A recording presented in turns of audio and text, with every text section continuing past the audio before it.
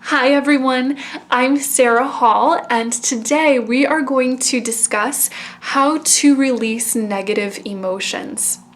Thank you so much for requesting this video, by the way. I think that it's a great topic and it's going to be helpful to so many of us.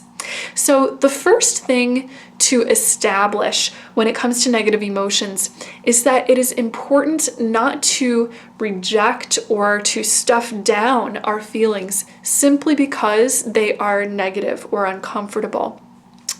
According to the angels, we can think of our emotions like a spectrum of color. So just as there are uncountable shades of the color blue, so too are there uncountable shades of each emotion. So happiness, sadness, anger, or peace, each have so many different variations, and each one is actually useful to us. So emotions in and of themselves aren't necessarily good or bad. They are neutral tools that act as catalysts for our growth and for helping us to co-create in our lives. So it's how we choose to respond and relate to the emotions that can have either the negative or positive effect on us. Think of your heart, your emotional center, as a compass that has been put in place to always lead you to God, to the divine. Or in other words, to always lead you to your truth, to your purpose, and to your oneness with divine love and well-being.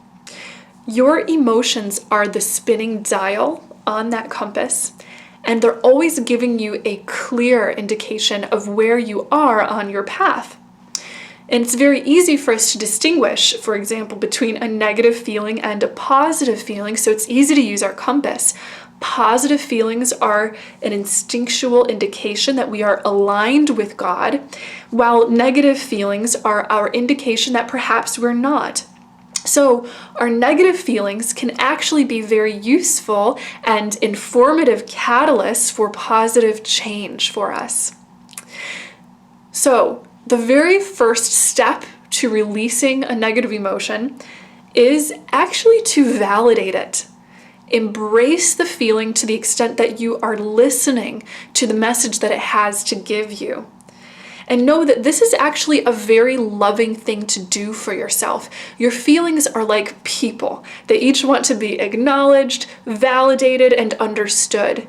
And when you listen to your feelings, you're instilling a deep sense of trust and care and nurturing and love into your relationship with yourself. So when you feel badly, ask yourself, what is the deeper need to which my inner self is trying to alert me in this situation? How can I better care for myself and my needs in this moment? Listen to the feedback you're being given. And I'd like to also make the distinction that there is a difference between holding space for an emotion in order to be honest with yourself and to learn about your inner needs, and perhaps allowing the emotion to drown you in negativity. So it's important, in other words, to strike a balance with the negative feeling such that you are allowing it to fulfill its purpose in conveying your needs to you, while acting as a strong parent to your emotional self, creating healthy boundaries with regard to where those emotions might be able to take you. So for example, it might not be helpful to wallow in a negative feeling to the extent that that negativity is just growing or deepening its hold on you. Once your feeling has expressed its truth to you, take a deep healing breath.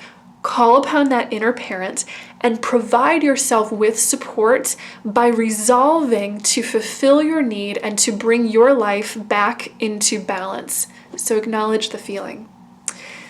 Which actually takes us to the second step in releasing a negative feeling: resolve to make a change. This could be a change in your perspective, your beliefs, maybe your relationships with other people around you, your environment, or any number of other situational shifts that can bring you more balance in your life. You might find that once you have taken the time to reflect and listen to the deeper message behind that feeling, that you actually are feeling quite inspired. You might have just received a new revelation or an aha moment that brings you closer to your truth, to understanding yourself. From that truth, resolve to make a positive change. Just from completing these first two steps, you might already be feeling comforted and empowered, because these steps take you from a place of feeling maybe stuck, out of control, or overwhelmed, to having a constructive sense of truth and a new healthy direction to head in. Having a structured sense of truth, acceptance, and direction can definitely give you an immediate sense of groundedness and support. And that's very important. Now, I'd like to speak a little bit more on the idea of acceptance. Acceptance is the next ingredient. Something that is key to overcoming any difficulty in this life is to first recognize, allow, or accept what is. And this may seem counterintuitive, but in truth, this is one of the most important steps that you might find yourself taking in this situation. Remember that when what you resist persists. So if you're rejecting and pushing away the reality that is, chances are you're actually attaching to it and ingraining it more deeply in your life.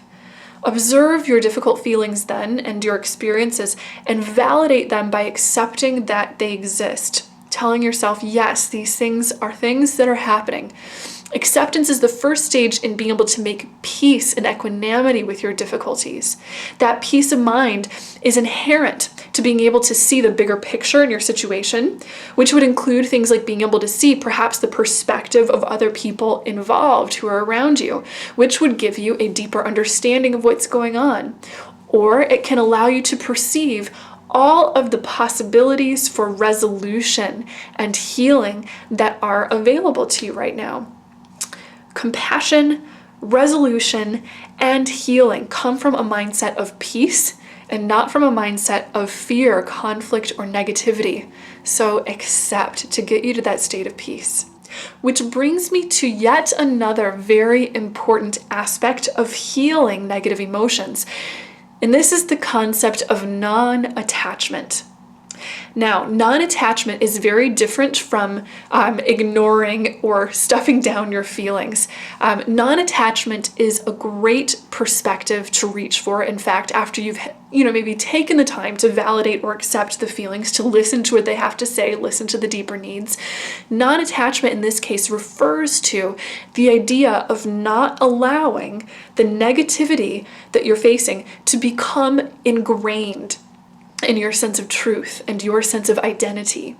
Non-attachment is a presence of mind that cleanses you of the ego's attempt to make you maybe a victim of negative feelings or to identify yourself as the negativity. In other words, when the ego wants to create a fixture of negativity in your identity, such as I am depressed, or I am wounded, or I am stressed, or angry, whatever it might be, non-attachment is a presence of mind that steps in and says, no, I am none of these small, changeable, limiting labels of the mind. I am God. I am infinite. I am star stuff.